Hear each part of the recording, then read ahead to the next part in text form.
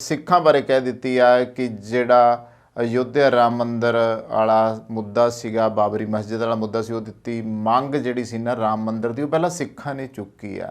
ਇਹਨਾਂ ਚਾਰੇ ਖਬਰਾਂ ਦੇ ਉੱਤੇ ਗੱਲ ਕਰਾਂਗੇ ਵਿਸਥਾਰ ਸਹਿਤ। ਪਹਿਲੀ ਖਬਰ ਵੱਲ ਆਉਂਦੇ ਆ। 1 ਨਵੰਬਰ ਨੂੰ ਓਪਨ ਡਿਬੇਟ ਦੇ ਵਾਸਤੇ ਸੱਦਾ ਦਿੱਤਾ ਗਿਆ ਸੀ ਮੁੱਖ ਮੰਤਰੀ ਭਗਵੰਤ ਮਾਨ ਹੋਰਾਂ ਵੱਲੋਂ ਪੰਜਾਬੀਆਂ ਨੂੰ ਵੀ, ਔਰ ਖਾਸ ਤੌਰ 'ਤੇ ਤਾਂ ਇਹ ਜਿਹੜਾ ਸੱਦਾ ਆ ਇਹ ਵਿਰੋਧੀ ਧਿਰਾਂ ਨੂੰ ਦਿੱਤਾ ਗਿਆ ਵੀ ਆਓ ਤੇ ਜਿਹੜੀ ਨਿੱਤ ਦੀ ਕਿਚ-ਕਿਚ ਤੁਸੀਂ ਕਰਦੇ ਰਹੇ ਹੋ ਹੁਣ ਤੱਕ, ਆਓ ਫਿਰ ਇੱਕ ਦਿਨ ਬਹਿ ਕੇ ਇਹ ਜਾਬੀ ਨਿਬੇੜ ਦਈਏ ਤੇ ਜਿਹੜੇ ਤੁਹਾਡੇ ਮਨ 'ਚ ਆ ਤੁਸੀਂ ਕਰ ਲਓ, ਜਿਹੜੀਆਂ ਮੇਰੇ ਮਨ 'ਚ ਆ ਮੇਰੇ ਵੱਲੋਂ ਕੀਤੀਆਂ ਜਾਣਗੀਆਂ। ਪਰ ਸਵਾਲ ਇੱਥੇ ਕਾਫੀ ਖੜੇ ਹੁੰਦੇ ਆ, ਗੱਲ ਮਸਲੇ ਦਾ ਹੱਲ ਹੋਣ ਦੀ ਚਾਹੀਦੀ ਆ, ਪਰ ਇੱਥੇ ਤਾਂ ਕੁਛ ਗੱਲਾਂ ਹੀ ਇਹੋ ਜਿਹੀਆਂ ਪੁੱਟ ਕੇ ਲਿਆਂਦੀਆਂ ਜਾ ਰਹੀਆਂ। ਠੀਕ ਹੈ ਕਿ ਵਿਰੋਧੀ ਧਿਰਾਂ ਦੀ ਆਪਾਂ ਗੱਲ ਕਰਦੇ ਹਾਂ ਕਿ ਵਿਰੋਧੀ ਧਿਰਾਂ ਨੇ ਬਹੁਤ ਗਲਤ ਕੀਤਾ ਜਿਹੜਾ ਪਿਛਲੀਆਂ ਸਰਕਾਰਾਂ ਦੇ ਸਮੇਂ ਬਹੁਤ ਉਹਨਾਂ ਨੇ ਗਲਤੀਆਂ ਵੱਡੀਆਂ ਕੀਤੀਆਂ, ਜਿਹਦਾ ਖਮਿਆਜ਼ਾ ਸਾਨੂੰ ਪੰਜਾਬ ਨੂੰ ਅੱਜ ਭੁਗਤਣਾ ਪੈ ਰਿਹਾ, ਜਿਹਦੇ ਪਿੱਛੇ ਐਡੀ ਡਿਬੇਟ ਸੱਦੀ ਜਾ ਰਹੀ ਹੈ। ਇੱਥੇ ਲੋੜ ਸਾਰਿਆਂ ਨੂੰ ਹੁਣ ਇਸ ਵੇਲੇ ਇੱਕ ਮੰਚ ਦੇ ਉੱਤੇ ਇਕੱਠੇ ਹੋਣ ਦੀ ਹੈ, ਪਰ ਹੋ ਕੀ ਰਿਹਾ ਥੋੜ੍ਹਾ ਜਿਹਾ ਉਸ ਦੇ ਉੱਤੇ ਆਉਂਦੇ ਆ। ਆਮ ਆਦਮੀ ਪਾਰਟੀ ਨੇ ਪੰਜਾਬ ਸਰਕਾਰ ਵੱਲੋਂ 1 ਨਵੰਬਰ ਨੂੰ ਪੰਜਾਬ ਦਿਵਸ ਮੌਕੇ ਕਰਵਾਈ ਜਾ ਰਹੀ ਬਹਿਸ ਮੈਂ ਪੰਜਾਬ ਬੋਲਦਾ ਹਾਂ ਸੰਬੰਧੀ ਪ੍ਰੋਮੋ ਜਾਰੀ ਕੀਤਾ, ਜਿਸ ਵਿੱਚ ਭਗਵੰਤ ਮਾਨ ਵਿਰੋਧੀ ਪਾਰਟੀਆਂ ਦੇ ਆਗੂਆਂ ਨੂੰ ਸਿੱਧੀ ਚੁਣੌਤੀ ਦਿੰਦੇ ਨਜ਼ਰ ਆ ਰਹੇ ਨੇ।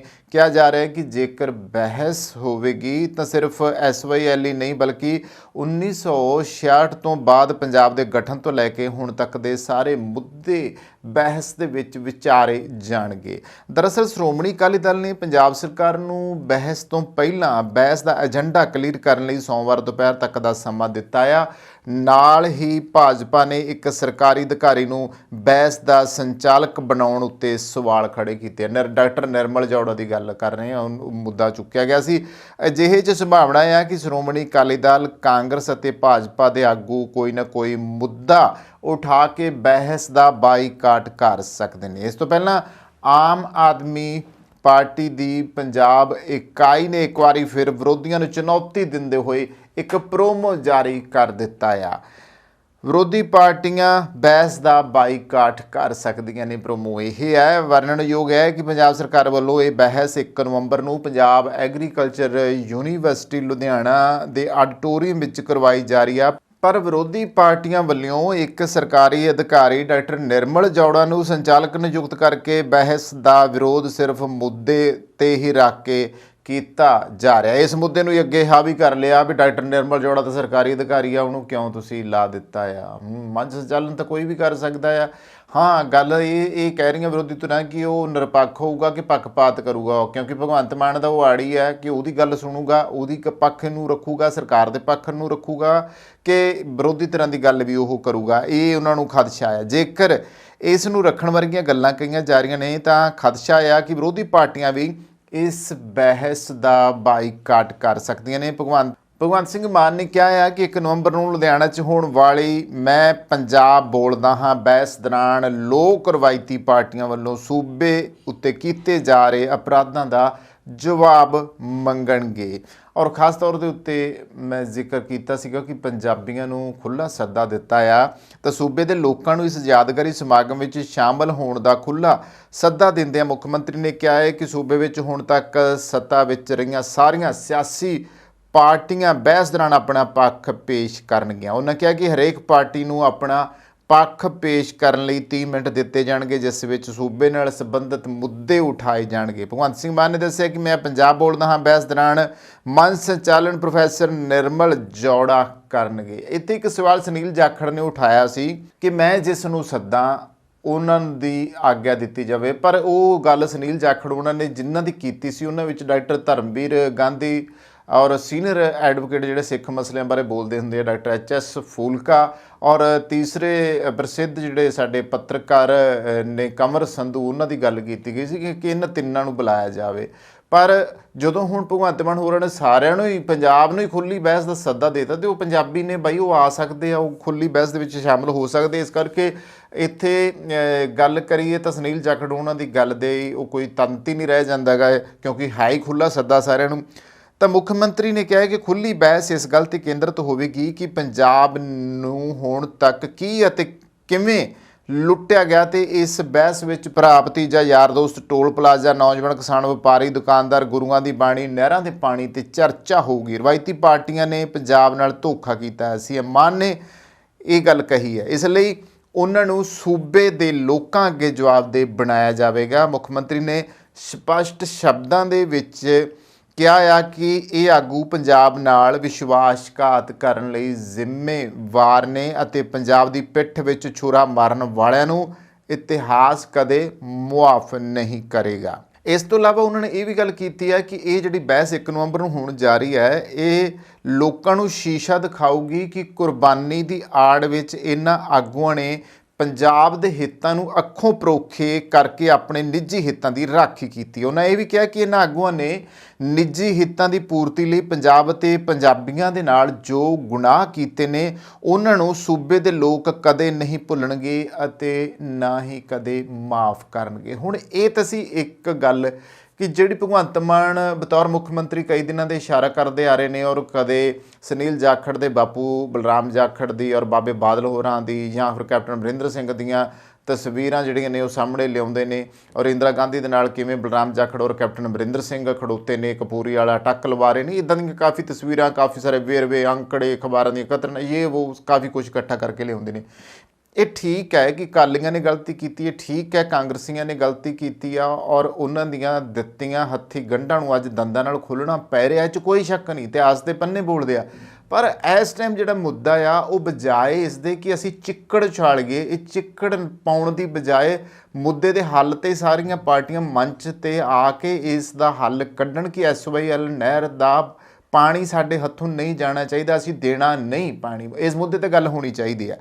ਤਾਂ ਪੰਜਾਬ ਵਿਧਾਨ ਸਭਾ ਦਾ ਇਹ ਵਿਸ਼ੇਸ਼ ਸੈਸ਼ਨ ਬੁਲਾਉਣ ਤੋਂ ਬਾਅਦ ਪੰਜਾਬ ਦੀ ਸਿਆਸਤ ਜਿਹੜੀ ਹੈ ਹੁਣ ਬਿਲਕੁਲ ਵਾਰਤਾਲਾਪ ਵਾਸਤੇ ਤਾਂ ਤਿਆਰ ਹੈ। ਹੁਣ ਦੇਖਣਾ ਤਾਂ ਇਹ ਆ ਕਿ ਕੱਲ੍ਹ ਜਿਹੜਾ 1 ਨਵੰਬਰ ਆਉਣਾ ਆ ਉਹਦੇ ਵਿੱਚ ਸ਼ਾਮਲ ਹੋਣਗੀਆਂ ਵੀ ਪਾਰਟੀਆਂ ਜਾਂ ਫਿਰ ਗੱਲਾਂ ਦਾਅਵੇ ਆ, ਇਹ ਹੁਣ ਪਤਾ ਲੱਗੂ ਵਕਤ ਆਇਆਂ 'ਤੇ। ਇਸ ਦੌੜ ਵਿੱਚ ਸਭ ਤੋਂ ਵੱਡਾ ਪੰਜਾਬ ਪ੍ਰੇਮੀ ਖਵਾਉਣ ਵਾਲਿਆਂ ਦੀ ਝਾਕ ਵਿੱਚ ਆਗੂ ਆਪੋ ਆਪਣੀ ਯੋਜਨਾ ਲੈ ਕੇ ਬਾਹਰ ਆ ਰਹੇ ਨੇ। ਕੁਝ ਲੀਡਰ ਇੱਕ ਦੂਜੇ ਨੂੰ ਨੀਵਾਂ ਵਿਖਾਉਣ ਵਿੱਚ ਜੁਟੇ ਹੋਏ ਨੇ, ਜਿਵੇਂ ਮੈਂ ਜ਼ਿਕਰ ਹੁਣੇ ਕੀਤਾ ਕਿ ਸੋਸ਼ਲ ਮੀਡੀਆ ਉੱਤੇ ਇੱਕ ਦੂਜੇ ਬੰਨੀ ਵੀ ਉਹਨਾਂ ਨੇ ਚਿੱਕੜ ਉਛਾਲਿਆ। ਕਈ ਆਗੂਆਂ ਦੇ ਮੂੰਹੋਂ ਇਹ ਸੁਣਨਾ ਬੜਾ ਅਜੀਬ ਲੱਗਦਾ ਆ ਕਿ ਜਦੋਂ ਉਹ ਆਖਦੇ ਨੇ ਕਿ ਮੈਂ ਉਸ ਵਕਤ ਤੱਕ ਚੈਨ ਨਹੀਂ ਲਵਾਂਗਾ ਜਦੋਂ ਤੱਕ ਪੰਜਾਬ ਸਹੀ ਰਾਹ 'ਤੇ ਨਹੀਂ ਪੈ ਜਾਂਦਾ। ਇਹ ਅਜੀਬ ਇਸ ਕਰਕੇ ਲੱਗਦਾ ਹੈ ਕਿਉਂਕਿ ਅੱਜ ਜਿਹੜੇ ਲੋਕ ਵਿਰੋਧੀ ਧਿਰ ਵਿੱਚ ਬੈਠ ਕੇ ਪੰਜਾਬ ਦੇ ਮਸਲੇ ਹੱਲ ਕਰਨ ਦੀ ਗੱਲ ਕਰ ਰਹੇ ਨੇ ਉਹ ਤਾਂ ਬੜੀ ਦੇਰ ਸੱਤਾ ਵਿੱਚ ਰਹੇ ਆ, ਤੇ ਉਹ ਕੁਰਸੀ 'ਤੇ ਬੈਠ ਕੇ ਇਸ ਮਸਲੇ ਦਾ ਹੱਲ ਨਹੀਂ ਕਰ ਸਕੇ, ਤਾਂ ਫਿਰ ਵਿਰੋਧੀ ਧਿਰ ਵਿੱਚ ਬੈਠ ਕੇ ਅੱਜ ਇਹੋ ਜਿਹੀਆਂ ਸ਼ੋਸ਼ੇਬਾਜ਼ੀਆਂ ਕਿਉਂ ਛੱਡਦੇ ਪਏ ਆ? ਉਹਨਾਂ ਨੂੰ ਸ਼ਰਮ ਤਾਂ ਆਉਣੀ ਚਾਹੀਦੀ ਆ ਕਿ ਜਦੋਂ ਤੁਹਾਡੀ ਪਾਰਟੀ ਸੱਤਾ ਵਿੱਚ ਸੀਗੀ, ਜਦੋਂ ਤੁਹਾਡੇ ਹੱਥ ਪਾਵਰ ਸੀ, ਚਾਹੇ ਉਹ ਅਕਾਲੀ ਹੋਣ, ਚਾਹੇ ਭਾਜਪਾ ਹੀ ਹੋਣ, ਚਾਹੇ ਉਹ ਕਾਂਗਰਸੀ ਹੋਣ, ਕਾਂਗਰਸ ਨੇ ਤਾਂ ਸਭ ਤੋਂ ਜ਼ਿਆਦਾ ਰਾਜ ਕੀਤਾ, ਉਦੋਂ ਕਿਉਂ ਨਹੀਂ? ਤੁਹਾਡੇ ਵੇਲੇ ਤਾਂ ਬੇੜੇ ਗਰਕ ਕੀਤੇ ਆ, ਤੁਹਾਡੇ ਵੇਲੇ ਦੀਆਂ ਤਾਂ ਇਹ ਸਾਰੀਆਂ ਕਰਤੂਤਾਂ ਘੋਲੀਆਂ ਵੀ ਤੁਸੀਂ ਅੱਜ ਕਹਿੰਦੇ ਹੋ ਵੀ ਅਸੀਂ ਅੱਜ ਆਹ ਕਰ ਦਿਆਂਗੇ, ਅਸੀਂ ਚੱਕ ਦਿਆਂਗੇ, ਅਸੀਂ ਪਾਰ ਲਾ ਦਿਆਂਗੇ। ਨਹੀਂ, ਇਹ ਬੜੀ ਗਲਤ ਗੱਲ ਹੈਗੀ ਆ। ਜ਼ਮੀਰ ਜਿਹੜੀ ਹੈ ਨਾ ਇਹ ਵਾਕਿਆ ਹੀ ਪੁਰਾਣੇ ਲੀਡਰਾਂ ਦੀ ਮਰ ਚੁੱਕੀ ਹੈ ਜਿਨ੍ਹਾਂ ਨੇ ਇਹ ਹਰਕਤਾਂ ਕੀਤੀਆਂ ਸੀਗੀਆਂ। ਅੱਜ ਕਿਉਂ ਗੁਨਾਹਗਾਰ ਕਹਿ ਰਹੇ ਹੋ? ਭਗਵੰਤ ਮਾਨ ਸਰਕਾਰ ਤਾਂ ਗੁਨਾਹਗਾਰ ਹੀ ਨਹੀਂ, ਉਹ ਤਾਂ ਆਈ ਨੂੰ ਹਜੇ 1.5 ਸਾਲ ਹੋਇਆ। ਤੁਹਾਡੀਆਂ ਕੀਤੀਆਂ ਹੋਈਆਂ ਪੁਰਾਣੇ ਤੁਹਾਡੇ ਲੱਛਣ ਹੀ ਜਿਹੜੇ ਆ ਉਹ ਸਾਹਮਣੇ ਆ ਰਹੇ, ਜਿਸ ਕਰਕੇ ਪੰਜਾਬ ਨੂੰ ਅੱਜ ਇਹ ਸਿੱਟੇ ਭੁਗਤਣੇ ਪੈ ਰਹੇ ਆ।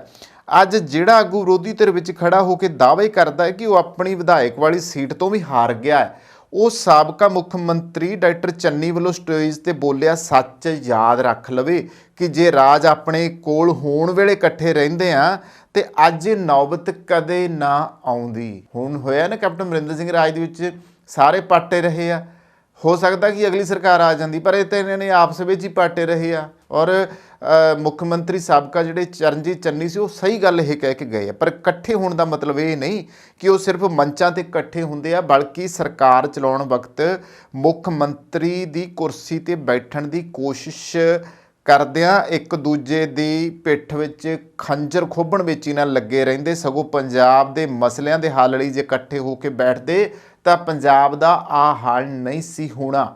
ਜੇ ਇੱਕ ਕੈਬਨਿਟ ਮੰਤਰੀ ਨੂੰ ਰਾਜ ਕਰਦੇ ਸਮੇਂ 5 ਸਾਲਾਂ ਵਿੱਚ ਇਹ ਨਾ ਪਤਾ ਲੱਗ ਸਕਿਆ ਕਿ ਪੰਜਾਬ ਵਿੱਚ ਪਾਣੀ ਖਤਮ ਹੋ ਰਿਹਾ ਤੇ ਉਸਦੇ ਹੁਣ ਦੇ ਬਿਆਨਾਂ 'ਤੇ ਵਿਸ਼ਵਾਸ ਕਿਉਂ ਕੀਤਾ ਜਾਵੇ? ਹਰ ਆਗੂ ਦੀ ਤਾਕਤ ਉਸਦੇ ਵੋਟਰ ਹੁੰਦੇ ਆ, ਪਰ ਜੇ ਵੋਟਰ ਹੀ ਉਸ ਲੀਡਰ ਨੂੰ ਨਕਾਰ ਦੇਣ ਤਾਂ ਫਿਰ ਕੀ ਉਸ ਤੋਂ ਪੰਜਾਬ ਦੇ ਮਸਲਿਆਂ ਦਾ ਹੱਲ ਲੱਭਣ ਦੀ ਉਮੀਦ ਕੀਤੀ ਜਾ ਸਕਦੀ ਹੈ? ਕੀ ਇਹ ਹੱਲ ਲੱਭਣ ਦੀ ਉਮੀਦ ਕਰਨੀ ਬਣਦੀ ਹੈ?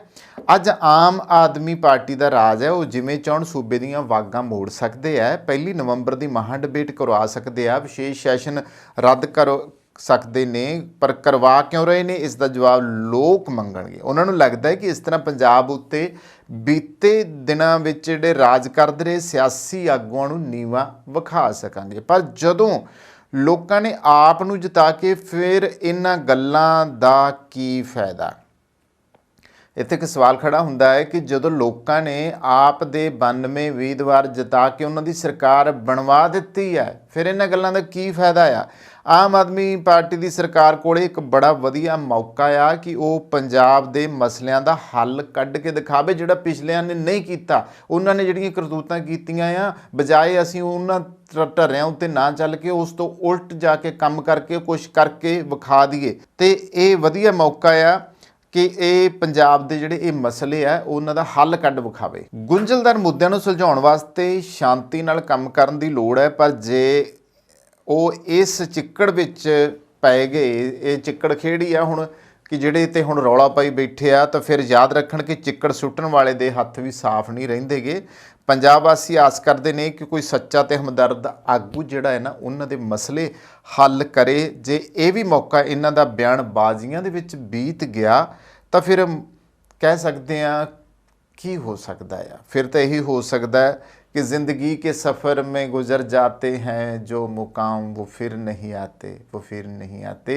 ये गल रफ़ी साहब के गाने की वाकई फिर ढुक जानी है, याद रखियो जी। अगली गल ते आउने आ मुख मंत्री भगवंत मान इस महीने होए विधान सभा के सैशन दे विच उन्होंने एक गल कही सी कि गवर्नर बनवारी लाल पुरोहित वालों बिल्लां नूं मंजूरी ना देण खिलाफ पंजाब सरकार 30 अक्तूबर ਨੂੰ ਸੁਪਰੀਮ ਕੋਰਟ ਜਾਵੇਗੀ। ਵਿਧਾਨ ਸਭਾ 2 ਦਿਨਾਂ ਸੈਸ਼ਨ ਨੂੰ ਲੈ ਕੇ ਮੁੱਖ ਮੰਤਰੀ ਭਗਵੰਤ ਮਾਨ ਨੇ ਗਵਰਨਰ ਬਨਵਾਰੀ ਲਾਲ ਪੁਰੋਹਿਤ ਵਿਚਾਲੇ ਕਾਫੀ ਤਲਖੀ ਦੇਖਣ ਨੂੰ ਮਿਲੀ ਸੀ। ਹੋਇਆ ਕੀ ਸੀਗਾ ਕਿ ਬਨਵਾਰੀ ਲਾਲ ਪੁਰੋਹਿਤ ਹੁਣ ਨੇ ਪਹਿਲਾਂ ਤਾਂ ਕੁਝ ਜਿਹੜੇ ਬਿੱਲ ਭੇਜੇ ਗਏ ਸੀ ਉਹ ਸਾਈਨ ਨਹੀਂ ਕੀਤੇ ਗਏ। ਉਸ ਤੋਂ ਬਾਅਦ ਕੁਛ ਬਿੱਲਾਂ ਦੀ ਆਸ ਸੀ ਕਿ ਜਿਹੜਾ 2 ਦਿਨਾਂ ਦਾ ਇਜਲਾਸ ਸੱਦਿਆ ਆ ਉਹਦੇ ਵਿੱਚ ਗਵਰਨਰ ਜੇ ਉਹਨਾਂ ਦੇ ਉੱਤੇ ਸਾਈਨ ਕਰ ਦੇਣਗੇ ਤਾਂ ਪਾਸ ਕਰ ਦਿਆਂਗੇ। ਤੀਸਰਾ ਮੁੱਦਾ ਸੀਗਾ ਕਿ ਗਵਰਨਰ ਨੇ ਹੀ ਇਸ ਇਜਲਾਸ ਨੂੰ ਗੈਰ ਕਾਨੂੰਨੀ ਤੇ ਸੰਵਿਧਾਨ ਦੇ ਉਲਟ ਦੱਸਿਆ ਸੀ ਤੇ ਵਿਰੋਧੀਆਂ ਨੇ ਇਹ ਗੱਲ ਕੀਤੀ ਸੀ ਕਿ ਆਖਰ ਇਜਲਾਸ ਸੱਦਿਆ ਹੀ ਕਿਉਂ ਆ? ਸਾਨੂੰ ਤਾਂ ਮੁੱਦਾ ਹੀ ਪਤਾ ਨਹੀਂ ਆ ਕਿਸ ਵਿਸ਼ੇ ਤੇ ਬੁਲਾਇਆ ਜਾ ਰਿਹਾ ਤੇ ਕੀ ਮੁੱਦਾ ਕੀ ਆ, ਸਾਨੂੰ ਪਹਿਲਾਂ ਇਹ ਕਲੀਅਰ ਕਰਨ ਮੁੱਖ ਮੰਤਰੀ,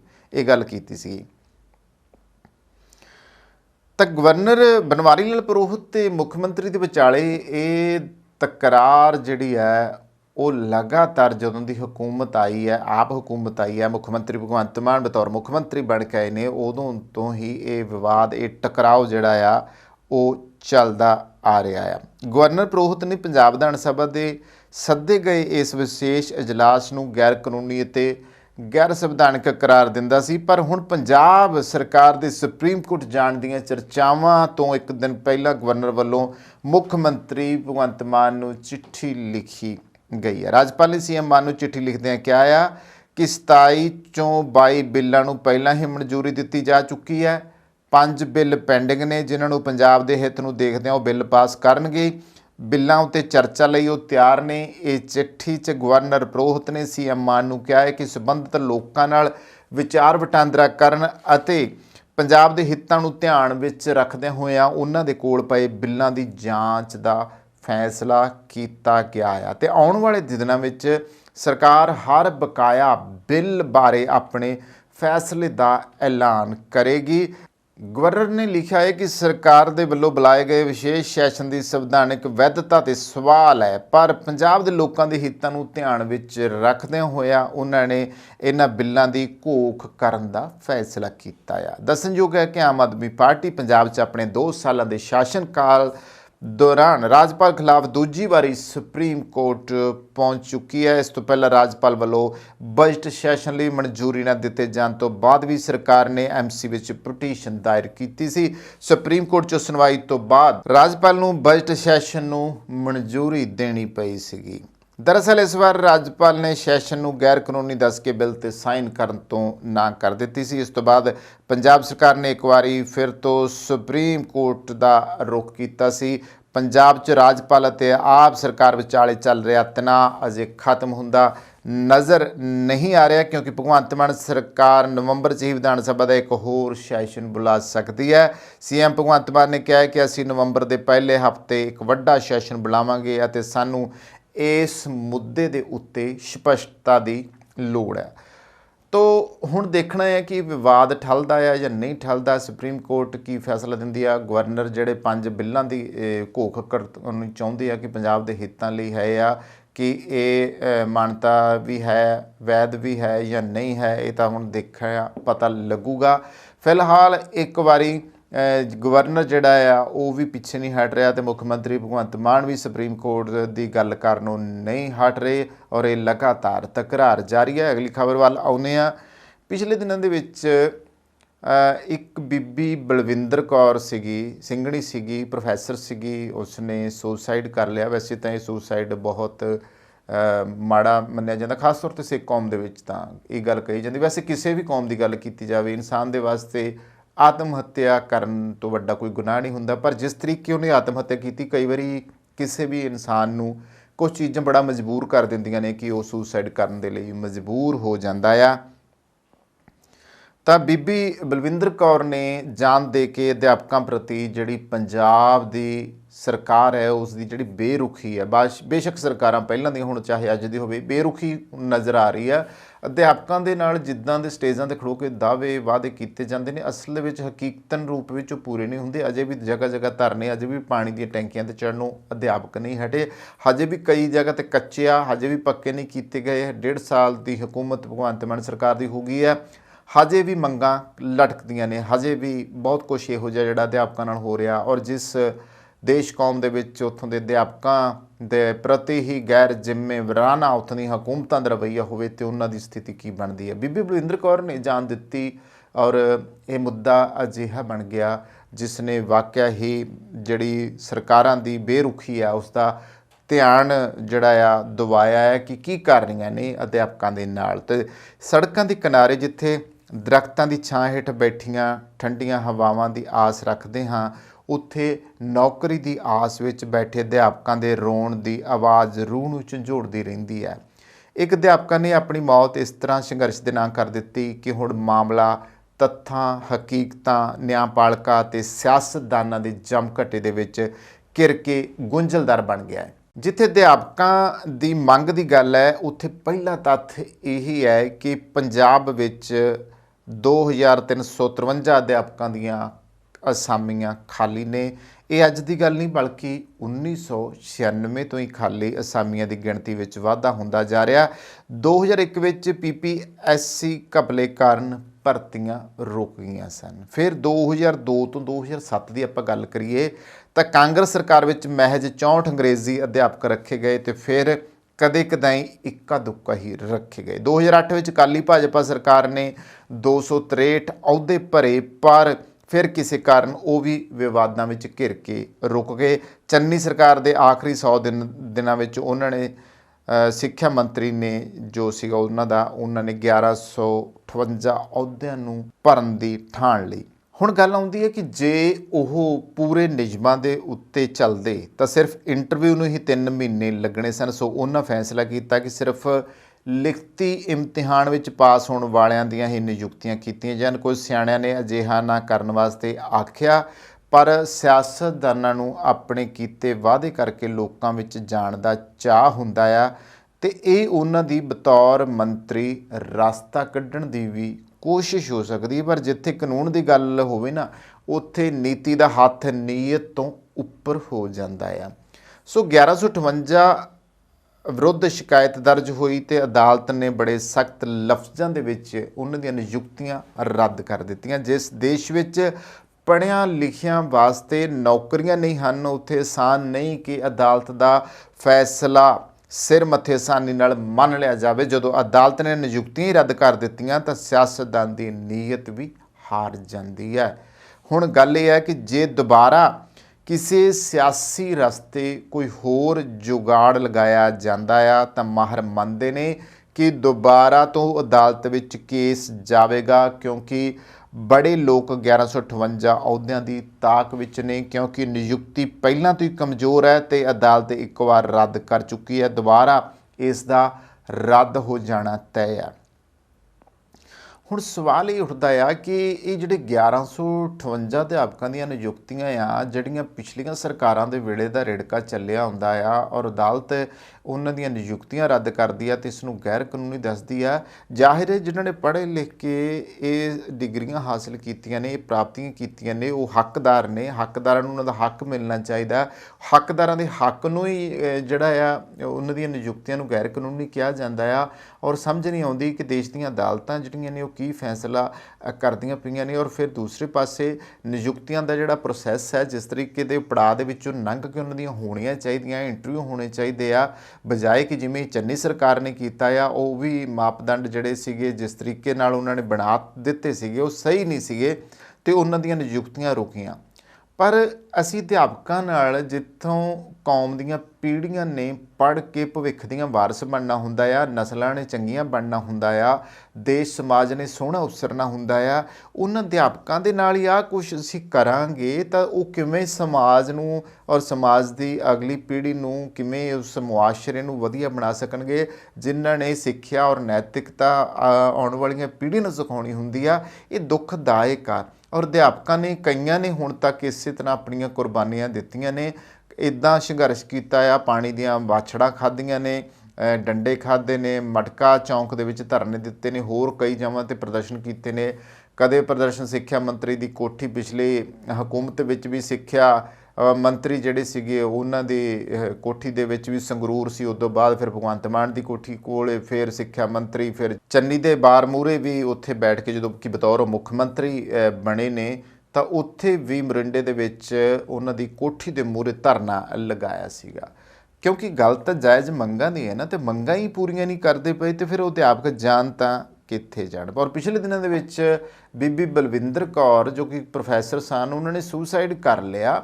ਔਰ ਇਸ ਦੇ ਉੱਤੇ ਪੰਜਾਬ ਦੇ ਵਿੱਚ ਸਿਆਸਤ ਹੋ ਰਹੀ ਹੈ। ਵਿਰੋਧੀ ਪਾਰਟੀਆਂ ਵਾਰ-ਵਾਰ ਭਗਵੰਤ ਮਾਨ ਸਰਕਾਰ ਨੂੰ ਘੇਰਦੀਆਂ ਨੇ ਔਰ ਕਈ ਕੁਛ ਕਰ ਰਹੀਆਂ ਨੇ। ਕਈ ਕੁਛ ਮਜੀਠੀਏ ਵਰਗੇ ਉਸ ਦਿਨ ਬੋਲ ਕੇ ਗਏ ਨੇ ਜਿਹੜੇ ਕਿ ਅਕਾਲੀ ਆਗੂ ਨੇ, ਤੇ ਕਹਿ ਸਕਦੇ ਹਾਂ ਕਿ ਅਜਿਹੇ ਹਾਲਾਤ ਵਿੱਚ ਸਾਰੇ ਵਰਗ ਬੇਬਸ ਹੋ ਗਏ ਨੇ। ਪਰ ਆਪਣੀ ਨਿੱਜੀ ਲੜਾਈ ਲੜਦੀ ਬਲਵਿੰਦਰ ਕੌਰ ਤਾਂ ਪੂਰੀ ਤਰ੍ਹਾਂ ਟੁੱਟ ਗਈ। 2 ਵਾਰ ਮਾਂ ਬਣਨ ਦਾ ਸੁਪਨਾ ਟੁੱਟਣ ਨਾਲ ਕੋਈ ਵੀ ਅੰਦਰੋਂ ਟੁੱਟ ਜਾਂਦਾ ਹੈ ਤੇ ਉਸ 'ਤੇ ਸ਼ਾਇਦ ਘਰ ਦਾ ਤਣਾਅ ਵੀ ਸੀ, ਪਰ ਨਾ ਨੌਕਰੀ ਮਿਲੀ, ਪਰ ਉਹ ਨਾ ਮਿਲਣ ਦੀ ਨਿਰਾਸ਼ਾ ਉਹ ਆਖਰੀ ਮਾਰ ਸੀ ਜਿਸ ਨੂੰ ਉਹ ਸਹਾਰ ਨਹੀਂ ਸਕੀ। ਦੇਖੋ ਨਾ, ਮਾਪਿਆਂ ਨੇ ਪੜ੍ਹਾਇਆ ਲਿਖਾਇਆ, ਕੋਰਸ ਕਰਾਏ, ਔਰ ਜਦੋਂ ਉਮੀਦ ਹੁੰਦੀ ਹੈ ਨਾ ਕਿਸੇ ਵੀ ਸ਼ਖਸ ਨੂੰ, ਕਿਸੇ ਵੀ ਲੜਕੇ ਨੂੰ, ਲੜਕੀ ਨੂੰ, ਹੈ ਨਾ, ਜਦੋਂ ਉਹ ਪੜ੍ਹ ਲਿਖ ਜਾਂਦੇ ਤੇ ਮੈਂ ਹੁਣ ਜੋਬ ਕਰਾਂ, ਮੈਨੂੰ ਨੌਕਰੀ ਮਿਲੀ, ਮੈਂ ਆਹ ਤਿਆਰੀ ਕੀਤੀ, ਫਿਰ ਉਹਨੂੰ ਜੇ ਉਹਦੇ ਹੱਕ ਨਹੀਂ ਮਿਲੂਗਾ ਨਾ, ਜੇ ਉਹਦੀ ਜਿਸ ਤਰੀਕੇ ਉਹਦੀ ਚਾਹਤ ਹੁੰਦੀ ਹੈ ਕਿ ਉਹਨੂੰ ਇਹ ਜੋਬ ਮਿਲਣੀ ਚਾਹੀਦੀ ਜਿਹਦਾ ਉਹ ਹੱਕਦਾਰ ਹੈ, ਜਿਹਦੇ ਲਈ ਉਹਨੇ ਤਿਆਰੀ ਕੀਤੀ ਹੁੰਦੀ ਹੈ, ਜਦੋਂ ਕਿ ਉਹ ਡਿਜ਼ਰਵ ਵੀ ਕਰਦਾ ਹੈ, ਫਿਰ ਵੀ ਜੇ ਉਹਨੂੰ ਨਾ ਮਿਲੇ ਤਾਂ ਉਹਦੇ ਲਈ ਔਖਾ ਹੋ ਜਾਂਦਾ। ਫਿਰ ਜ਼ਿੰਦਗੀ ਦਾ ਆਖਰੀ ਰਾਹ ਇਹੀ ਹੁੰਦਾ ਕਿ ਸੁਸਾਈਡ ਬੀਬੀ ਨੇ। ਅੱਜ ਸਿਆਸਤਦਾਨਾਂ ਨੂੰ ਉਸ ਵਾਸਤੇ ਇਨਸਾਫ ਮੰਗਣ ਦਾ ਢੌਂਗ ਰਚਦੇ ਵੇਖ ਕੇ ਪੁੱਛਣਾ ਬਣਦਾ ਹੈ। ਮਜੀਠੀਏ ਵਰਗੇ ਉੱਥੇ ਆ ਕੇ ਬਹਿੰਦੇ ਨੇ, ਹੋਰ ਆ ਕੇ ਉੱਥੇ ਮਿਲਦੇ ਪਏ ਨੇ ਕਿ ਜੇ ਸੱਤਾ ਵਿੱਚ ਬੈਠਣ ਸਮੇਂ ਤੁਸੀਂ ਇਹ ਅਸਾਮੀਆਂ 1996 ਤੋਂ ਹੁਣ ਭਾਵੇਂ ਉਹ ਕਾਂਗਰਸੀ ਉੱਥੇ ਆ ਕੇ ਉਹਨਾਂ ਦੇ ਨਾਲ ਜਿਹੜਾ ਆ ਬੈਠ ਕੇ ਦੁੱਖ ਸਾਂਝਾ ਕਰ ਰਹੇ ਆ ਪਰਿਵਾਰ ਦੇ ਨਾਲ, ਚਾਹੇ ਉਹ ਮਜੀਠੀਏ ਵਰਗੇ ਆ, ਅਕਾਲੀਆਂ ਦੀ ਸਰਕਾਰ ਵੀ ਰਹੀ ਆ, ਕਾਂਗਰਸ ਦੀ ਸਰਕਾਰ ਵੀ ਰਹੀ ਹੈ, ਕਿ ਜੇ ਤੁਸੀਂ ਉਦੋਂ ਨਹੀਂ ਕੁਛ ਕਰ ਸਕੇ, ਤੁਸੀਂ ਹੁਣ ਮਗਰਮੱਛੀ ਹੰਝੂ ਕਿਉਂ ਵਹਾਉਣੇ ਪਏ ਹੋ ਤੇ ਹੁਣ ਕਿਉਂ ਇਸ ਤਰੀਕੇ ਦੀ ਸਿਆਸਤ ਕਰਦੇ ਪਏ ਹੋ? ਇਹ ਸਵਾਲ ਆਉਂਦਾ ਆ ਉਹਨਾਂ ਧਿਰਾਂ ਦੇ ਉੱਤੇ ਜਿਹੜੀਆਂ ਪਹਿਲਾਂ ਰਾਜ ਕਰ ਚੁੱਕੀਆਂ ਨੇ ਕਿ 1996 ਦੇ ਸਮੇਂ ਸਿਰ ਭਰਦੇ ਆਉਂਦੇ ਤਾਂ ਇਹਨਾਂ ਅਧਿਆਪਕਾਂ ਦੀਆਂ ਸੜਕਾਂ ਦੇ ਉੱਤੇ ਨਿਰਾਸ਼ ਹੋਣ ਦੀ ਸਥਿਤੀ ਨਾ ਬਣਦੀ, ਇਹਨਾਂ ਨੂੰ ਧਰਨੇ ਨਾ ਲਾਉਣੇ ਪੈਂਦੇ। ਹੁਣ ਬਲਵਿੰਦਰ ਕੌਰ ਤਾਂ ਵਾਪਸ ਨਹੀਂ ਆ ਸਕਦੀ, ਪਰ ਅਧਿਆਪਕਾਂ ਦੀਆਂ ਕੁਰਸੀਆਂ ਭਰਨ ਦਾ ਸਹੀ ਰਸਤਾ ਸ਼ੁਰੂ ਕਰਨ ਦੀ ਸਖਤ ਲੋੜ ਹੈ। ਕੱਚੀਆਂ ਭਰਤੀਆਂ ਦੇ ਰਾਹ ਛੱਡ ਕੇ ਸਹੀ ਤਰੀਕੇ ਨਾਲ ਨਿਯੁਕਤੀਆਂ ਕਰਨੀਆਂ ਪੈਣੀਆਂ ਨੇ ਤਾਂ ਕਿ ਅਗਲੀ ਕੋਈ ਨਿਯੁਕਤੀ ਕਿਸੇ ਵੀ ਕਾਨੂੰਨ ਸਾਹਮਣੇ ਹਾਰ ਨਾ ਸਕੇ, ਨਾ ਕੋਈ ਕੱਪੜੇ ਦਾ ਇਲਜ਼ਾਮ ਉੱਠ ਸਕੇ, ਨਾ ਕਿਸੇ ਦਾ ਦਿਲ ਦੁਬਾਰਾ ਨਿਰਾਸ਼ ਹੋ ਕੇ ਮੌਤ ਨੂੰ ਚੁਣ ਸਕੇ। ਸਹੀ ਸਮੇਂ 'ਤੇ ਅਧਿਆਪਕ ਕਾਲਜਾਂ ਵਿੱਚ ਨਿਯੁਕਤ ਕਰਨ ਦੀ ਪ੍ਰਥਾ ਹੀ ਸਾਡੇ ਨੌਜਵਾਨਾਂ ਦਾ ਭਵਿੱਖ ਸਵਾਰ ਸਕਦੀ ਹੈ। ਆਖਰੀ ਖਬਰਾਂ ਜੋ ਮਿਲੀਆਂ ਨੇ ਉਹ ਦੱਸਦੀਆਂ ਨੇ ਕਿ ਬਲਵਿੰਦਰ ਕੌਰ ਦਾ ਪਿਛਲੇ ਦਿਨੀ ਅੰਤਿਮ ਸੰਸਕਾਰ ਕਰ ਦਿੱਤਾ ਗਿਆ ਤੇ ਉਸ ਦੇ ਪਰਿਵਾਰ ਦੇ ਇੱਕ ਜੀ ਨੂੰ ਉਸ ਦੀ ਥਾਂ ਸਰਕਾਰੀ ਨੌਕਰੀ ਵਿੱਚ ਲੈ ਲਿਆ ਜਾਵੇਗਾ। ਜਾਣ ਤਾਂ ਗਈ ਪਰ ਇੱਕ ਪਰਿਵਾਰ ਨੂੰ ਕੁਝ ਤਾਂ ਇਨਸਾਫ ਮਿਲਿਆ, ਜੇ ਜਾਣ ਦੇ ਕੇ ਮਿਲਿਆ ਤੇ ਕੀ ਫਾਇਦਾ। ਉਹ ਖਲਾ, ਉਹ ਕਮੀ, ਉਹ ਘਾਟ ਪਰਿਵਾਰ ਨੂੰ ਕਦੇ ਜਿਹੜੀ ਆ ਉਹ ਪੂਰਾ ਨਹੀਂ ਹੋਵੇਗਾ। ਕੀ ਕਰਨਗੇ ਉਸ ਨੌਕਰੀ ਨੂੰ ਲੈ ਕੇ? ਮਿਲ ਵੀ ਜਾਊਗੀ ਕਿ ਜਿਹਨੂੰ ਲੋੜ ਸੀ, ਜਿਹਦੀ ਮੰਗ ਸੀ, ਜਿਹਦਾ ਹੱਕ ਸੀ, ਜੇ ਉਸ ਨੂੰ ਨਾ ਮਿਲੀ ਤਾਂ ਫਿਰ ਉਹਦਾ ਕੀ ਫਾਇਦਾ। ਸੋ ਇਸ ਲਈ ਲੋੜ ਹੈ ਕਿ ਸਰਕਾਰ ਜਿਹੜੀ ਆ ਇਸ ਦੇ ਉੱਤੇ ਠੋਸ ਬਹਿ ਕੇ ਮਾਹਰਾਂ ਦੇ ਪੈਨਲ ਦੇ ਨਾਲ ਇਹ ਫੈਸਲਾ ਕੀਤਾ ਜਾਵੇ ਕਿ ਆਖਰ ਇਹਨਾਂ ਅਧਿਆਪਕਾਂ ਦੀਆਂ ਨਿਯੁਕਤੀਆਂ ਨੂੰ ਸਹੀ ਢੰਗ ਨਾਲ, ਸੁਚਾਰੂ ਢੰਗ ਨਾਲ ਹੀ ਕਿਉਂ ਨਹੀਂ ਕੀਤਾ ਜਾਂਦਾ ਤੇ ਕਦੋਂ ਤੱਕ ਕੀਤਾ ਜਾਊਗਾ। ਇਹਨਾਂ ਦਿਨਾਂ ਦੇ ਵਿੱਚ ਇੱਕ ਖਬਰ ਚਰਚਾ ਦਾ ਵਿਸ਼ਾ ਬਣੀ ਆ, ਜਿਹੜੀ ਵਾਕਈ ਹੈਰਾਨ ਕਰਦੀ ਪਈ ਔਰ ਸਿੱਖ ਸਮਾਜ ਨੂੰ ਵੀ ਹੈਰਾਨ ਕਰਦੀ ਰਹੀ ਆ, ਕਿਉਂਕਿ ਸਾਡੇ ਦੇਸ਼ ਦੇ ਰੱਖਿਆ ਰਾਜ ਮੰਤਰੀ ਨੇ ਸਿੱਖਾਂ ਦੇ ਬਾਰੇ ਇੱਕ ਵੱਡਾ ਬਿਆਨ ਦੇ ਮਾਰਿਆ ਆ। ਰੱਖਿਆ ਰਾਜ ਮੰਤਰੀ ਨੇ ਸਨਾਤਨ ਧਰਮ ਦੇ ਲਈ ਸਿੱਖ ਭਾਈਚਾਰੇ ਦੇ ਕਾਰਜਾਂ ਦਾ ਜ਼ਿਕਰ ਕਰਦਿਆਂ ਕਿਹਾ ਆ ਕਿ ਉਹ ਸਿੱਖ ਹੀ ਸਨ ਜਿਨ੍ਹਾਂ ਨੇ ਰਾਮ ਜਨਮ ਭੂਮੀ ਅੰਦੋਲਨ ਸ਼ੁਰੂ ਕੀਤਾ ਹੈ। ਨਾ ਹੈਰਾਨੀ ਦੀ ਗੱਲ, ਔਰ ਇਹ ਗੱਲ ਇਹ ਵੀ ਕਹੀ ਆ ਕਿ ਸਿੱਖ ਸਨਾਤਨ ਧਰਮ ਦੀ ਰੱਖਿਆ ਵਾਸਤੇ ਹੀ ਬਣੇ ਹੋਏ ਆ, ਔਰ ਪਹਿਲਾਂ ਵੀ ਕਈ ਵਾਰੀ ਹੋਇਆ।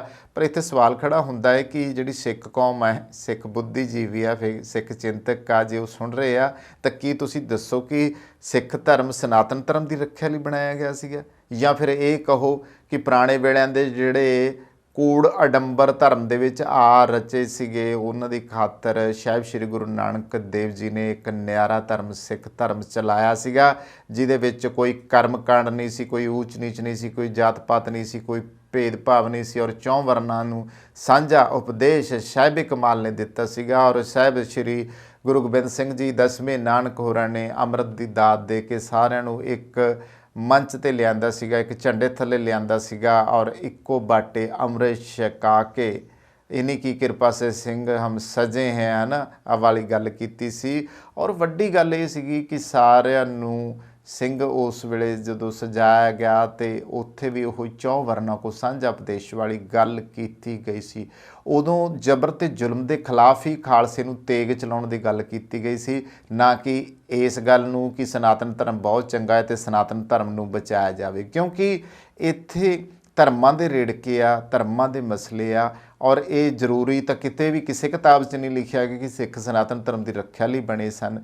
ਪੂਰਾ ਇਤਿਹਾਸ ਫਰੋਲ ਲਵੇ ਔਰ ਫਿਰ ਪਤਾ ਨਹੀਂ ਰੱਖਿਆ ਮੰਤਰੀ ਹੋਣੀ ਜਨਾਬ ਇਹੋ ਜਿਹੀ ਗੱਲ ਕਿਉਂ ਕਰਕੇ ਗਏ ਨੇ। ਤੇ ਹੋਈ ਵੀ ਗੱਲ ਇੱਦਾਂ ਆ ਕਿ ਰੱਖਿਆ ਰਾਜ ਮੰਤਰੀ ਰਾਜਨਾਥ ਸਿੰਘ ਨੇ ਸਨਾਤਨ ਧਰਮ ਲਈ ਸਿੱਖ ਭਾਈਚਾਰੇ ਦੇ ਕਾਰਜਾਂ ਦਾ ਜ਼ਿਕਰ ਕਰਦਿਆਂ ਐਤਵਾਰ ਨੂੰ ਕਿਹਾ ਕਿ ਉਹ ਸਿੱਖ ਹੀ ਆ ਜਿਨ੍ਹਾਂ ਨੇ ਰਾਮ ਜਨਮ ਭੂਮੀ ਅੰਦੋਲਨ ਸ਼ੁਰੂ ਕੀਤਾ ਤੇ ਕੋਈ ਵੀ ਭਾਰਤੀ ਉਹਨਾਂ ਦੇ ਯੋਗਦਾਨ ਨੂੰ ਕਦੇ ਵੀ ਭੁਲਾ ਨਹੀਂ ਸਕਦਾ। ਵੀ ਪਹਿਲਾਂ ਤਾਂ ਕਦੇ ਭਾਜਪਾ ਨੇ ਨਾਂ ਨਹੀਂ ਲਿਆ, ਕਦੇ RSS ਨੇ ਨਾਂ ਨਹੀਂ ਲਿਆ, ਆਹ ਹੁਣ ਇੱਕ ਨਵੀਂ ਗੱਲ ਹੀ ਸੁਣਨ ਨੂੰ ਮਿਲ ਗਈ ਆ। ਸ਼੍ਰੀ ਗੁਰੂ ਗ੍ਰੰਥ ਸਾਹਿਬ ਜੀ ਦੇ ਪ੍ਰਕਾਸ਼ ਉਤਸਵ ਤੇ ਲਖਨਊ ਦੇ ਆਲਮ ਬਾਗ ਗੁਰਦੁਆਰਾ ਸਾਹਿਬ ਦੇ ਵਿੱਚ ਸਿੱਖ ਭਾਈਚਾਰੇ ਦੇ ਮੈਂਬਰਾਂ ਨੂੰ ਸੰਬੋਧਨ ਕਰਦਿਆਂ ਰੱਖਿਆ ਮੰਤਰੀ ਰਾਜਨਾਥ ਸਿੰਘ ਨੇ ਕਿਹਾ ਹੈ ਕਿ ਸਿੱਖ ਭਾਈਚਾਰੇ ਨੇ ਸਨਾਤਨ ਧਰਮ ਦੀ ਰੱਖਿਆ ਲਈ ਬਹੁਤ ਕੁਝ ਕੀਤਾ ਆ। ਨਹੀਂ ਜੀ, ਸਨਾਤਨ ਧਰਮ ਦੀ ਰੱਖਿਆ ਲਈ ਨਹੀਂ, ਸਿੱਖ ਧਰਮ ਤਾਂ ਹਰ ਦੁਨੀਆ ਦੇ ਵਿੱਚ ਹੁੰਦੇ ਜ਼ਬਰ ਜ਼ੁਲਮ ਦੇ ਖਿਲਾਫ ਡਟ ਕੇ ਖੜਦਾ ਆ, ਹਰ ਉਸ ਬੰਦੇ ਦੀ ਮਦਦ ਲਈ ਦੌੜਦਾ ਆ ਜਿਹਨੂੰ ਸਿੱਖਾਂ ਦੀ ਲੋੜ ਹੈ। ਔਰ ਇਹ ਅਸੀਂ ਮਿਸਾਲ ਦੇਖਦੇ ਹਾਂ ਕਿ ਸਿੱਖ ਕੌਮ ਲੰਗਰ ਲਾਉਂਦੀ ਆ, ਸਿੱਖ ਕੌਮ ਹਰ ਜਗ੍ਹਾ ਪਹੁੰਚਦੀ ਆ। ਸਿੱਖਾਂ ਵਰਗਾ ਨਿਆਰਾ ਧਰਮ ਕੋਈ ਨਹੀਂ, ਕਿਉਂਕਿ ਇਹ ਦੁਨੀਆ ਦਾ ਵਾਹਿਦ ਇੱਕ ਧਰਮ ਹੈ ਜਿਹੜਾ ਕਿ ਸਿਰਫ ਇੱਕ ਅਕਾਲ ਪੁਰਖ ਵਾਹਿਗੁਰੂ ਦੀ ਗੱਲ ਕਰਦਾ ਹੈ, ਔਰ ਇੱਕੋ ਹੀ ਲੰਗਰ ਪੰਗਤ ਵਿੱਚ ਬੈਠ ਕੇ ਨਾਮ ਜਪੋ, ਵੰਡ ਛਕੋ, ਕਿਰਤ ਕਰੋ ਦਾ ਜਿਹੜਾ ਸੁਨੇਹਾ ਆ ਉਹ ਦਿੰਦਾ ਆ। ਉਹਨਾਂ ਕਿਹਾ ਕਿ ਮੈਂ ਸਰਕਾਰੀ ਰਿਕਾਰਡ ਦੇ ਆਧਾਰ 'ਤੇ ਇੱਕ ਅਹਿਮ ਤੱਥ ਸਾਂਝਾ ਕਰਨਾ ਚਾਹੁੰਦਾ ਕਿ 1 ਦਸੰਬਰ 1858 ਨੂੰ ਦਰਜ ਇੱਕ FIR ਮੁਤਾਬਕ ਸਿੱਖਾਂ ਦੇ ਇੱਕ ਸਮੂਹ ਨੇ ਗੁਰੂ ਗੋਬਿੰਦ ਸਿੰਘ ਜੀ ਦੇ ਨਾਂ ਦੇ ਉੱਤੇ ਜਕਾਰੇ ਲਾਉਂਦੇ ਹੋਏ ਉਸ ਕੰਪਲੈਕਸ 'ਤੇ ਕਬਜ਼ਾ ਕਰ ਲਿਆ ਸੀ ਅਤੇ ਕੰਧਾਂ 'ਤੇ ਹਰ ਜਗ੍ਹਾ ਰਾਮ ਰਾਮ ਲਿਖ ਦਿੱਤਾ ਸੀ। ਰਾਜਨਾਥ ਸਿੰਘ ਨੇ ਕਿਹਾ ਸੀ ਕਿ ਰਾਮ ਜਨਮ ਭੂਮੀ ਅੰਦੋਲਨ ਸਿੱਖਾਂ ਵੱਲੋਂ ਸ਼ੁਰੂ ਕੀਤਾ ਗਿਆ ਸੀ। ਔਰ ਇੱਥੇ ਸ਼੍ਰੀ ਗੁਰੂ ਗ੍ਰੰਥ ਸਾਹਿਬ ਜੀ ਦੀ ਬਾਣੀ ਦੇ ਵਿੱਚ ਸਪਸ਼ਟ ਜ਼ਾਹਿਰ ਹੈ, ਜਿਹਦੇ ਵਿੱਚ ਇਹ ਲਿਖਿਆ ਆ कि एक राम दशरथ का बेटा एक राम घट घट में रहता। अगर सिखां ने राम की गल की तो वो जिहड़ा तुहाडा रामचंद्र आ, यानी कि हिंदू भाईचारे दे ਸ਼੍ਰੀ ਰਾਮਚੰਦਰ ਆ ਉਹਨਾਂ ਦੀ ਗੱਲ ਨਹੀਂ, ਕਿਉਂਕਿ ਉਹ ਰਾਮਚੰਦਰ ਇੱਕ ਰਾਜੇ ਸੀ। ਔਰ ਜੋ ਸਿੱਖ ਧਰਮ ਦੇ ਵਿੱਚ ਜਿਸ ਰਾਮ ਦੀ ਸ਼੍ਰੀ ਗੁਰੂ ਗ੍ਰੰਥ ਸਾਹਿਬ ਦੇ ਵਿੱਚ ਜ਼ਿਕਰ ਆਉਂਦਾ ਆ, ਉਹ ਰਾਮਚੰਦਰ ਨਹੀਂ ਬਲਕਿ ਉਹ ਕਾਲਪੁਰਖ ਵਾਹਿਗੁਰੂ ਨੂੰ ਹੀ ਰਾਮ ਦੇ ਨਾਂ ਨਾਲ ਵੀ ਸੰਬੋਧਨ ਕੀਤਾ ਗਿਆ ਆ। ਇਹ ਗੱਲ ਸਪਸ਼ਟ ਹੋਣੀ ਚਾਹੀਦੀ ਆ। ਐਵੇਂ ਹੀ ਹੁਣ ਕੋਈ ਗੱਲ ਛੱਡ ਦੇਣੀ ਜਦੋਂ ਕਿ ਕਦੇ ਇਤਿਹਾਸ ਵਿੱਚ ਅੱਜ ਤੱਕ ਨਹੀਂ ਅਸੀਂ ਜ਼ਿਕਰ ਇਹ ਪੜ੍ਹਿਆ ਗਾ, ਜਿਸ ਦੀ ਗੱਲ ਸਾਡੇ ਰੱਖਿਆ ਮੰਤਰੀ ਸਾਹਿਬ ਕਰ ਗਏ ਨੇ। ਤਾਂ ਮੌਜੂਦਾ ਸਮੇਂ ਵਿੱਚ ਹਰ ਕੋਈ ਸਿੱਖਾਂ ਦੇ ਹੱਕਾਂ ਦੀ ਗੱਲ ਕਰਦਾ ਹੈ, ਪਰ ਹੱਕ ਦੇਣ ਦੇ ਸੰਬੰਧ ਵਿੱਚ ਕੋਈ ਕੁਝ ਨਹੀਂ ਬੋਲਦਾ। ਜੇ ਕੋਈ ਸਿੱਖ ਭਾਈਚਾਰਾ ਹੈ ਜਿਸ ਨੇ ਦੇਸ਼ ਲਈ ਆਪਣੀਆਂ ਜਾਨਾਂ ਕੁਰਬਾਨ ਕੀਤੀਆਂ ਨੇ ਤੇ ਫੌਜ ਵਿੱਚ ਇਸ ਦੀ ਹਿੱਸੇਦਾਰੀ ਕਿਤੇ ਵੱਧ ਹੈ ਤੇ ਉਹ ਸਿੱਖ ਭਾਈਚਾਰਾ ਹੈ। ਚਲੋ ਇਹ ਠੀਕ, ਰਾਜਨਾਥ ਸਿੰਘ ਜੀ ਤੁਸੀਂ ਚੰਗੀਆਂ ਗੱਲਾਂ ਕਰ ਗਏ ਨੇ, ਪਰ ਕੁਛ ਤੱਥ ਜਿਹੜੇ ਆ ਉਹ ਕਦੇ ਹਜ਼ਮ ਨਹੀਂ ਆਉਂਦੇਗੇ। ਸੋ ਇਹ ਗੱਲ ਜਿਹੜੀ ਆ ਉਹ ਪ੍ਰਵਾਨ ਨਹੀਂ ਕੀਤੀ ਜਾਊਗੀ, ਜੋ ਵੀ ਹੋਵੇ। ਪਰ ਠੀਕ ਆ, ਤੁਸੀਂ ਵੱਡੇ ਅਹੁਦੇ ਉੱਤੇ ਬੈਠੇ ਹੋ, ਇਹਨਾਂ ਗੱਲਾਂ ਨੂੰ ਬਹੁਤੇ ਸਾਡੇ ਸਿੱਖ ਜਿਨ੍ਹਾਂ ਨੂੰ ਪਤਾ ਹੀ ਨਹੀਂ ਇਤਿਹਾਸ ਬਾਰੇ ਉਹ ਵੀ ਚੁੱਪ ਕਰਕੇ ਪ੍ਰਮਾਣ ਕਰ ਲੈਂਦੇ ਆ। ਪਰ ਕਦੇ ਇਤਿਹਾਸਕ ਸਿੱਖ ਅੰਕੜੇ ਫਰੋਲ ਕੇ ਜ਼ਰੂਰ ਵੇਖੋ ਕਿ ਸਿੱਖ ਕਾਹਦੇ ਵਾਸਤੇ ਸਿੱਖ ਕੌਮ ਦਾ ਨਿਆਰਾਪਣ ਸੀਗਾ ਔਰ ਕਾਹਦੇ ਵਾਸਤੇ ਖਾਲਸਾ ਸਾਜਿਆ ਗਿਆ ਸੀਗਾ। ਸੋ ਇਹ ਸੀ ਜੀ ਚੰਦ ਖਬਰਾਂ ਜਿਨ੍ਹਾਂ ਉੱਤੇ ਗੱਲਬਾਤ ਕੀਤੀ। ਇੱਥੇ ਹੀ ਸਮਾਪਤੀ ਕਰਦੇ ਹਾਂ। ਧੰਨਵਾਦ। ਜਿਹੜੇ ਆ ਉਹ ਕਦੇ ਹਜ਼ਮ ਨਹੀਂ ਆਉਂਦੇਗੇ। ਸੋ ਇਹ ਗੱਲ ਜਿਹੜੀ ਆ ਉਹ ਪ੍ਰਵਾਨ ਨਹੀਂ ਕੀਤੀ ਜਾਊਗੀ, ਜੋ ਵੀ ਹੋਵੇ। ਪਰ ਠੀਕ ਆ, ਤੁਸੀਂ ਵੱਡੇ ਅਹੁਦੇ ਉੱਤੇ ਬੈਠੇ ਹੋ, ਇਹਨਾਂ ਗੱਲਾਂ ਨੂੰ ਬਹੁਤੇ ਸਾਡੇ ਸਿੱਖ ਜਿਨ੍ਹਾਂ ਨੂੰ ਪਤਾ ਹੀ ਨਹੀਂ ਇਤਿਹਾਸ ਬਾਰੇ ਉਹ ਵੀ ਚੁੱਪ ਕਰਕੇ ਪ੍ਰਮਾਣ ਕਰ ਲੈਂਦੇ ਆ। ਪਰ ਕਦੇ ਇਤਿਹਾਸਕ ਸਿੱਖ ਅੰਕੜੇ ਫਰੋਲ ਕੇ ਜ਼ਰੂਰ ਵੇਖੋ ਕਿ ਸਿੱਖ ਕਾਹਦੇ ਵਾਸਤੇ ਸਿੱਖ ਕੌਮ ਦਾ ਨਿਆਰਾਪਣ ਸੀਗਾ ਔਰ ਕਾਹਦੇ ਵਾਸਤੇ ਖਾਲਸਾ ਸਾਜਿਆ ਗਿਆ ਸੀਗਾ। ਸੋ ਇਹ ਸੀ ਜੀ ਚੰਦ ਖਬਰਾਂ ਜਿਨ੍ਹਾਂ ਉੱਤੇ ਗੱਲਬਾਤ ਕੀਤੀ। ਇੱਥੇ ਹੀ ਸਮਾਪਤੀ ਕਰਦੇ ਹਾਂ। ਧੰਨਵਾਦ।